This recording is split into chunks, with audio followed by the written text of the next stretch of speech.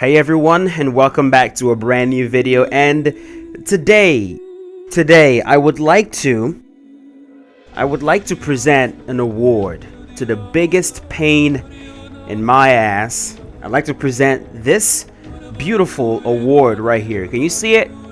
Can you see it right here? This right here, this gorgeous award is gonna go to the biggest pain in my ass in EA Sports UFC 2, Khabib Nurmagomedov. Honestly, it's between Khabib and Robbie Lawler. Like, I'm not yet sure exactly who this award is gonna go to. I think I'm gonna play a few more matches to figure out exactly who, but it's probably gonna be Khabib. Because if you play a match in the lightweight division, you constantly run into Khabib, and he's good. He's really, really good in real life, and the game represents him perfectly. He's extremely dominant, but it's such a pain in the ass to face Khabib when you're using a lower rated character. It's such an uphill battle that it's a massive pain in the ass. And I would like to know in the comment section, when you're done watching the video, let me know who the biggest pain in the ass for you to face in the game is. But enough of that. I have a few fights for you. I've got two fights for you. The first one I'm going to show you is going to be Ross Pearson versus Khabib. And the second one is going to be Takanori Gomi versus Khabib. We're using lower rated characters here, guys, and fighting Khabib players. Let's watch some fights. Alright, so here we go. First fight of the day. We are facing Khabib Nurmagomedov, and we are using Ross, the real deal Pearson. And right away, Khabib goes to a clinch, holds me in the clinch for a little bit. I'm able to break. He goes for it one more time. And in this particular fight, you're gonna see me every single time I deny that single collar attempt.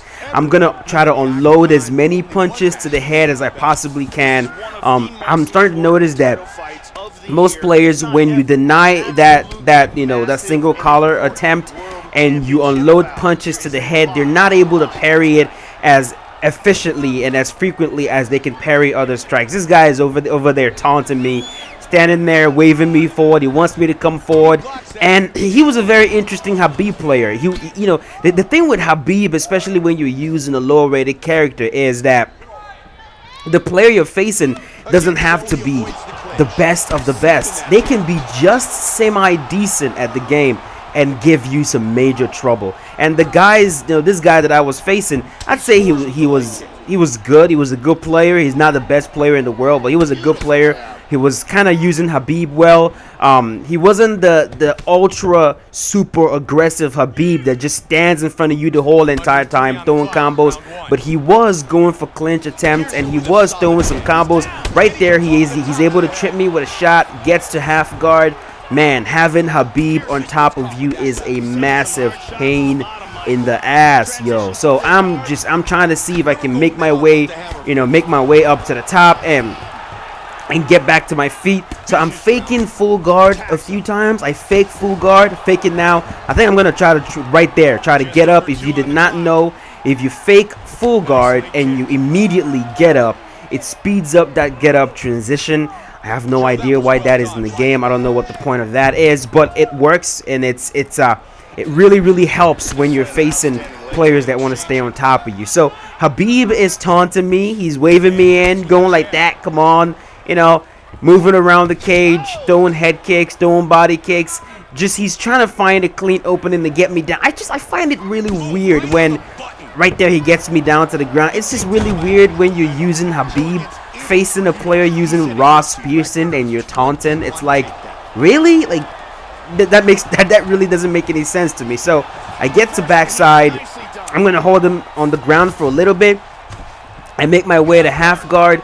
Sometimes too, when you are using a lower rated character facing someone like Khabib, players don't really expect you to go for takedowns. They don't expect you to want to stay on the top because you have a lower rated character. They feel really dominant in there. They expect you to run the whole entire time. They expect you to avoid grappling the whole entire time. So sometimes the smart thing to do is to initiate grappling a few times. Actually take them down. Or when you get to the ground, stay on top a little bit just to give them a different look. So round number one is over. we're gonna jump into the second round right here. Round number two, we're gonna try to start exactly where we left off. He goes for that takedown, immediately gets it. It's such a fast and dominant takedown. Even when you see the takedown, even when you clearly deny the takedown, sometimes it's just not enough. I make my way back to guard, and I'm able to push him off. If you make your way back to guard and then posture up and you go for the get up, see what I mean right there? I shoot for a takedown. I don't think he was expecting that. He really wasn't expecting that. But it's always good and I mean, look at that. I'm usually able to deny that transition from half guard bottom to full guard top, but he had Khabib. I was on top. He went for that transition and immediately got it. Very shocking. I'm faking everything in my power to see if I can get back to my feet, but now that he's on the top, I'm kind of regretting my decision a little bit. I'm like, okay, I took the fight to the ground.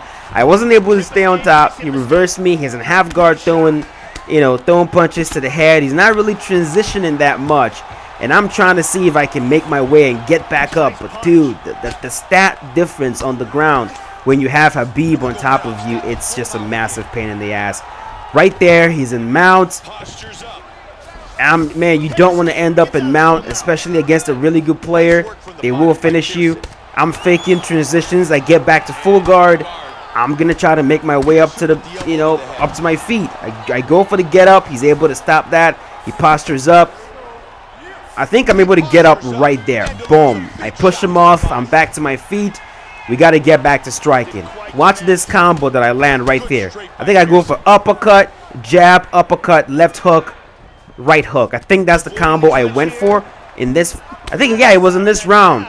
Let's see if it happens right there. Right there. Bam. Nasty combination. His head is starting to glow red. And right there is kind of when I started to realize that if I let my hands go, if I push forward and really let my hands go with Ross Pearson, I might be able to do damage. Like, he's surprisingly not as slow as you would think. Now, against a guy like Conor McGregor, the speed difference is going to be ridiculous. But against Khabib, he was not as slow as I thought he was going to be. And he was actually powerful. Like, I felt power in there, when I was using Ross. The only thing is, if you're letting your hands go and you're ripping those combinations, your stamina will be going down very quickly. And if you get a shot parried, you could be in grave danger. So Khabib is kind of backing up, keeping his back to the cage a little bit. I'm trying to see if I can find clean openings to land my left hook. I love the left hook with Ross Pearson. It looks beautiful the way he flows into combinations. It's just amazing. He goes for a takedown. He gets another takedown, and the round is going to be over right there. He stays on top. I'm able to reverse him as the round ends, and we're going to jump right into round number 3, the last round right here. Alrighty, round number 3 is on the way, and in this round, my opponent made some very big mistakes here. He was very very predictable with his clinch attempts. He kept going for it. I think it was confidence, and I'm just blasting his head with those jab straights. I'm just trying to unload as many shots as I possibly can to the head. He goes for bam, bam, bam. I'm gonna hit him with a straight right there, straight drop, and the fight is over. Just like that, the fight is over. He was way too predictable with the single collar clinch attempt. He went for that clinch. I was able to deny the clinch and unload it on his face. And right there, he goes for a takedown in the middle of my combinations and got his head completely blown up. Got knocked out. Face plant right there. He goes for a takedown. Face plants into the mat, and the fight is over. You can't be that confident even when you have Khabib. You still have to try to have good timing with those clinch attempts, or you will find yourself getting knocked out by Ross Pearson in the game. I mean, that's gotta sting. Okay, that's gotta sting. Getting knocked out by Ross Pearson and you have Khabib. That's gotta sting. So that's the first fight. Success, able to get that knockout. Let's jump into the second fight with Takanori Gomi.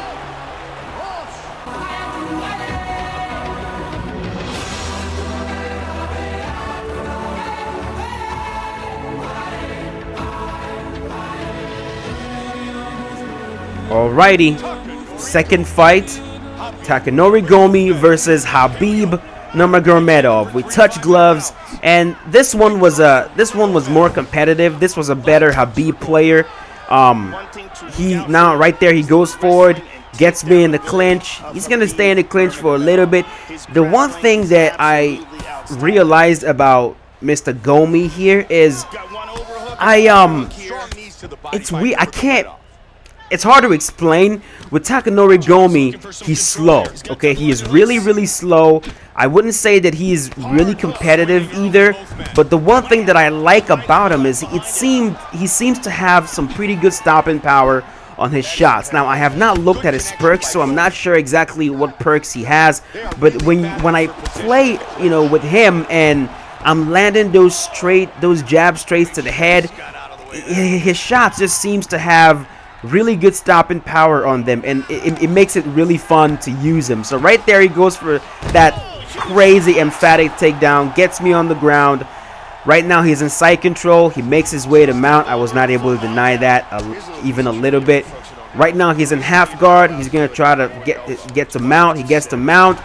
Takanori Gomi does not have the get up from mount, just like Ross Pearson doesn't have the get up from mount. So when you end up on your back and mount, you don't have a lot of options. You just have to try to find your way back to half guard. So he postures up. Again, if they posture up in full guard, it speeds up your transition. Your get up transition gets sped up, and you're able to get back up to your feet way faster. So right there, Mr. Khabib is ripping combinations, kind of standing in front of me more than the other Khabib player did. He's more aggressive, and he keeps doing this thing. He moves forward, he lunges to the side, and he goes for a single collar attempt right there, which I'm able to deny. See what I mean? Like, I'm landing these shots, and I'm like, okay, like Takanori Gomi does have power. I might be able to rock this dude with something. He keeps going for a clinch attempt. He goes for another one. He gets it. I believe I actually rocked him in this round. Like, Gomi actually has power, which I found to be very interesting. I did not expect him to have that kind of power. He goes for a clinch again. Jab straight. He gets hurt really bad. I'm trying to push forward, throwing every single combination that I possibly can to see if I can blow up that block and get him out of there. I'm not able to do it. He survives. I'm going to hang back. If he survives, you gotta hang back. Do not blow your wad. Do not waste all your stamina trying to get him out of there. If you can't finish him, hang back, conserve energy. You will get him in the later rounds. So this round is almost over. Khabib has, he's been rocked. I smell blood. I've drawn blood. He gets me with that final takedown, and the round is going to end here. We've got a few seconds, but he gets that takedown. That's not really gonna do much. I definitely won that round. And that's it. The first round is over. We're going to jump into round number 2 right here. Alrighty, round number 2. We're going to start right back where we left off. I'm going to switch my stance. Amazing stance with Takanori Gomi. I love that stance. It's one of my favorite. I really, like, if they gave that stance to Conor McGregor, in my opinion, it would look way better than the stance Conor McGregor has right now. Like, the hands extended out like that. That's more like Conor. It's hard to explain, but it's more like Conor. But I digress. Let's get back to the fight. In this round, starting from round number 2, what I'm trying to do right now is see if I can land significant strikes. I'm starting to feel like I might not be able to finish this Khabib player. His defense is better than the first one that I fought. When you actually hurt him, he's able to move backwards. He's not constantly going for takedowns and going for clinch attempts. Right there, I hurt him again with a nasty body shot. See what I mean? He's moving backwards really well, blocking shots really well. I hurt him one more time with a body kick. I'm just trying to land everything in my power to try to finish him. He's able to get that clinch, and I'm going to try to break away from the clinch. I break out of the clinch. I'm going to push forward a little bit and see if I can get it. Nope, I can't get it. He goes for a takedown. He can't get it.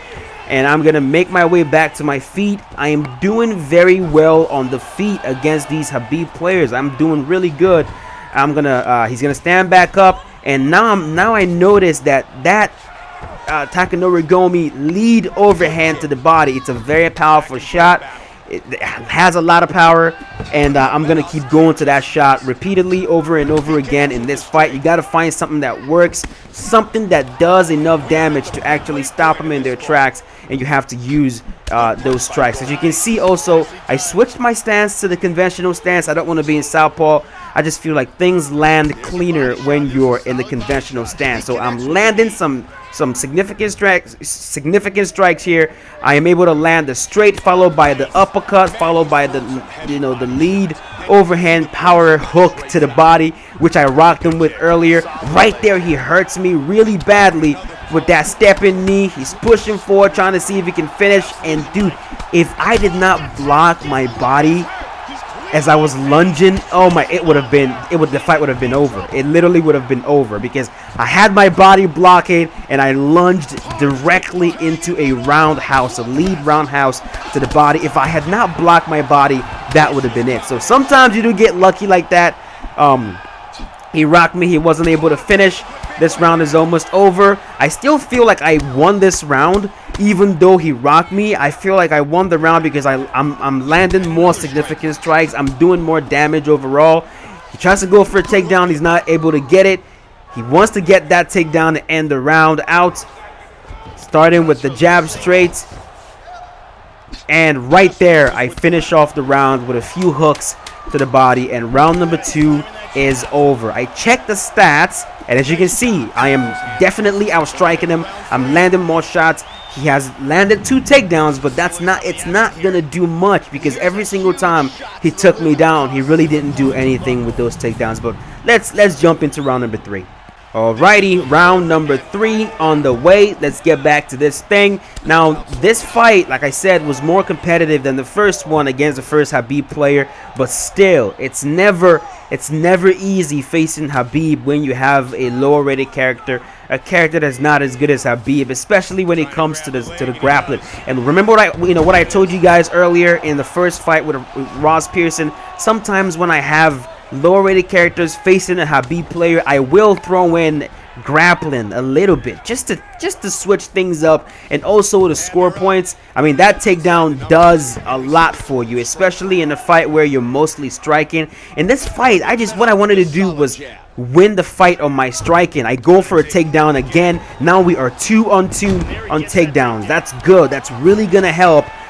That plus this, the striking advantage, that's really good. Even if he comes back to get us down, a few more times, I don't think he's gonna be able to do much on the ground. I'm still okay. So it's good to mix in those grappling attempts of, here and there when you're facing these players. He goes for a takedown, really emphatic takedown, slams me on the ground. That's okay. He's not gonna spend a lot of time on the ground. I'm gonna make my way to sprawl right here, I believe. Yep, make my way to sprawl. Now he is in sprawl, and I'm gonna get back over under. I believe he goes for a takedown as well after landing a few knees. Yep, he goes for a takedown.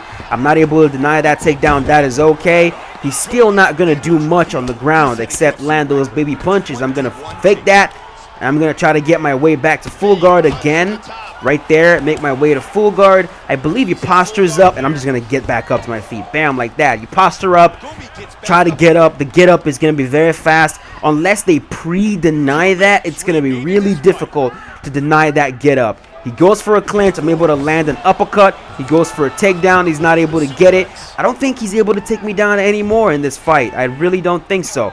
Right now, I think he knows that he's losing the fight clearly.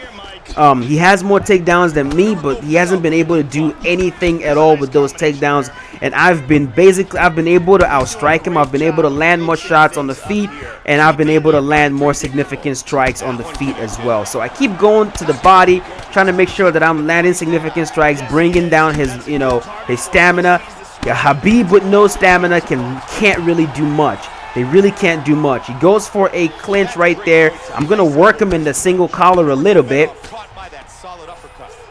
Let's see what happens here. I'm going to whip him and land one knee. Bam, land that knee. Let him go. That's good. That's really good. He goes for a takedown. Nothing at all. Right here, he's just done. He knows he's done. He's not going to win the fight. I believe he goes for a shot. I'm able to finish off the round really well. He goes for a flying knee right there. The round is over. I look at the stats and I see that I won the fight. So let's listen to the judges and see how much I actually won the fight. To determine who will be our winner. What a fight. It was outstanding. Back and forth. Excellent exchanges. Really exciting contest. And who knows who's going to be the victor of that one. Round 3, perfect placement for this body punch. The judges have rendered their decision. Bruce Buffer has the official decision. Here's Bruce Buffer. Ladies and gentlemen, after 3 rounds, we go to the judges' scorecards for decision. All 3 judges score this contest 9-28. Showing the winner by unanimous decision, the Fireball King. There we go, 29-28. Takanori Gomi. It's not the most dominant performance in the world, but a win over Khabib using a lower rated character is a win over Khabib using a lower rated character. Hope you guys enjoyed the video. Let me know in the comment section what you thought about the fights, and also, like I said, let me know in the comment section who is the biggest pain in your ass in EA Sports UFC 2. I know a lot of you are probably going to say Conor McGregor. A lot of you might end up saying John Jones, but for me, it's Robbie Lawler and Khabib. I can deal with Conor. I can deal with John Jones. But Robbie and Khabib are 2 guys that every time I run into them, it's always an uphill battle. But yeah, that's it. I will see you guys in the next video. Thank you so much for watching. It means a lot to me. Keep yourself safe and have a wonderful day.